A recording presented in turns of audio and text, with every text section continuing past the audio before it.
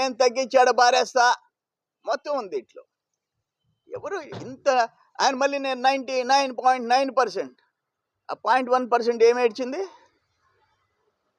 కానీ రాష్ట్రంలో ప్రజల జీవన పరిస్థితులు ఘోరంగా తయారైపోయినాయి. ఈ డ్రగ్ మాఫియా, లిక్కర్ మాఫియా.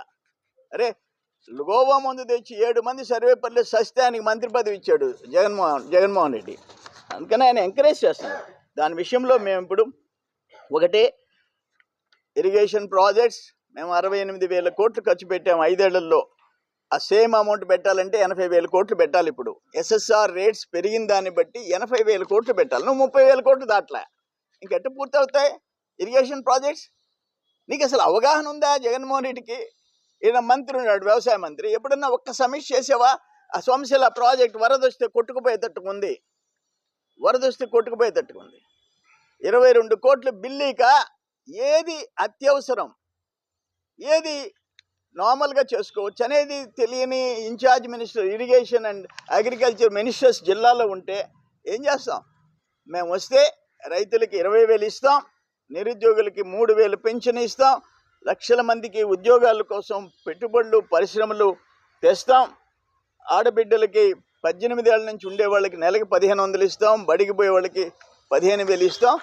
మేము అనుకున్నట్టు 3 సిలిండర్లు, గ్యాస్ సిలిండర్లు, ఉచిత బస్సు ప్రయాణం అంతవరకు చేసి తీరుతామని చెప్పేసి పెన్షన్ కూడా 4,000కి పెన్షన్ పెంచేదానికి మేనిఫెస్టోలో పెట్టాం.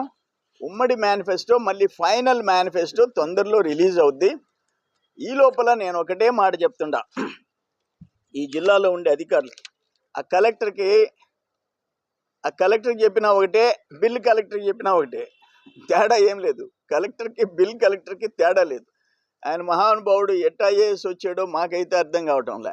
ఆయనకి ఎందుకు అంత భయమో అర్థం కావటంలే. రేపు వస్తుంది మా గవర్నమెంట్, మీ ఆధ్వర్యంలో ఏమేం చేశారో అన్ని స్పెషల్ ఇన్వెస్టిగేషన్ టీమ్ సిట్ వేసి తీరుతాం, వదిలిపెట్టే ప్రసక్తిలే. అందుకని ఇప్పుడైనా ఎలక్షన్స్ టైంలో ఎవరైనా పోలీస్ అధికారులు సర్వేపల్లిలో పిలిచి బెదిరిస్తున్నారు, నీ మీద కేసు పెట్టేస్తాను, అంటే రేపు ఇక్కడికి వచ్చి చేరతారంటే ఈరోజు పోలీసులు పిలిపిస్తున్నారు పోలీస్ స్టేషన్కి. ఏమనుకుంటున్నారు మీరు? కాకానికి వద్దండి దీనికి కూలోళ్ళు అనుకుంటున్నారా? Circle inspectors, sub inspectors, jurisdiction సర్వేపల్లిలో జాగ్రత్త. ప్రభుత్వ ఉద్యోగులు అనే సంగతి మర్చిపోబాకండి. ప్రజల డబ్బులు జీతాలు తీసుకుంటున్నామని అనే సంగతి మర్చిపోబాకండి, లేకపోతే అనుభవిస్తారు.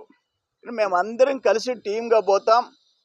అటు వరప్రసాద్ గారిని గెలిపించుకుంటాం, పార్లమెంటు సర్వేపల్లిని గెలిపించుకుంటాం. నెల్లూరు ఉమ్మడి జిల్లాలో 10 సీట్లు ఉమ్మడిగా 3 పార్టీలు కలిసి 10 సీట్లు గెలిచి తీరుతాం. క్వశ్చనే లే, ఒక్క సీటు కూడా వాళ్ళకి పోయే ప్రసక్తి.